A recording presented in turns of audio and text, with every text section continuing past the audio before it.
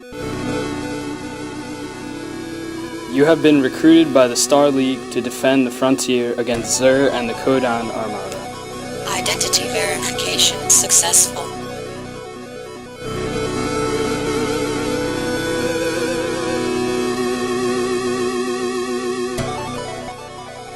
What would you do if you had a chance to change your life completely by winning a game?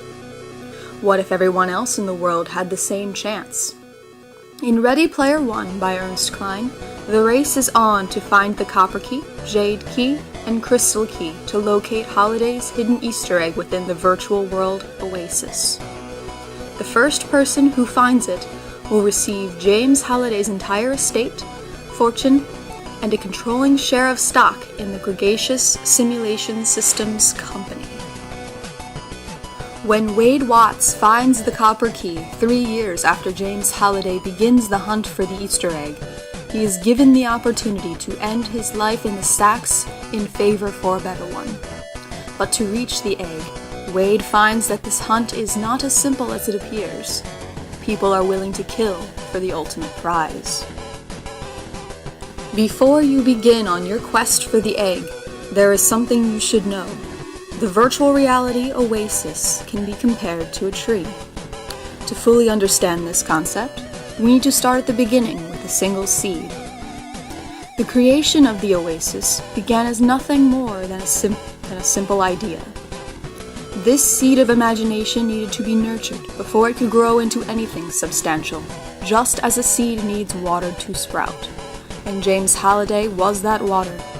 His game sprouted and began to grow just as seeds grow, but without the sun, or a business partner in this case, nothing could be produced.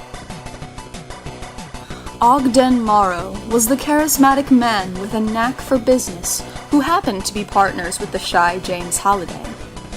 These two created the OASIS, which, like a tree trunk, branched off into hundreds and eventually thousands of worlds for people to explore. Comparing these worlds to a tree, they would be considered the branches and leaves. Within the many different worlds in the OASIS, life takes place through the virtual reality. People use the simulation to go to school, form relationships, and even purchase virtual land and items. The lives that take place within the game are like the small ecosystems that form on trees, leaves, and branches, oftentimes creating a symbiotic relationship called commensalism.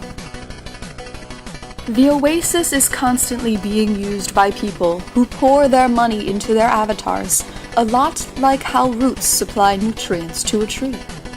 As people spend more money on the game, the more profit the game makes, thus allowing the game to continue to grow. These people, or roots, also hold the game stable, making it nearly impossible for it to be taken down. The players are what make the OASIS almost a necessity for life in reality nowadays. People typically like things that are aesthetically pleasing, and so, of course, they would be interested in the utopian reality more than the real world that was falling apart around them. If we view the people using OASIS as the roots, and the worlds of OASIS as branches and leaves, the underground would be viewed as reality, while above ground would be the virtual reality. Thinking about what is aesthetically pleasing, not many people would prefer to look at the dull underground when they could look at a more vibrant and colorful tree that's full of life. This creates a line of separation, like the one that is created in the OASIS. This rift between reality and the OASIS becomes increasingly larger as more and more people become dependent on it. So now that you know about the world, are you ready, Player One?